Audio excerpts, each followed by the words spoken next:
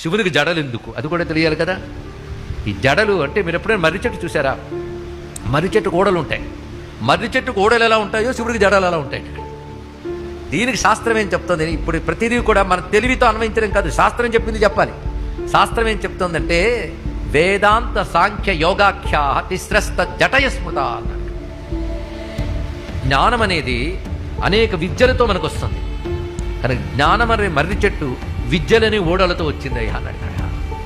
ఆ విద్యలు ఏమిటంటే వేదాంతము, యోగము, సాంఖ్యము ఇత్యాది విద్యలు జడలుగా కలిగినటువంటి జ్ఞానస్వరూపుడు ఆయన.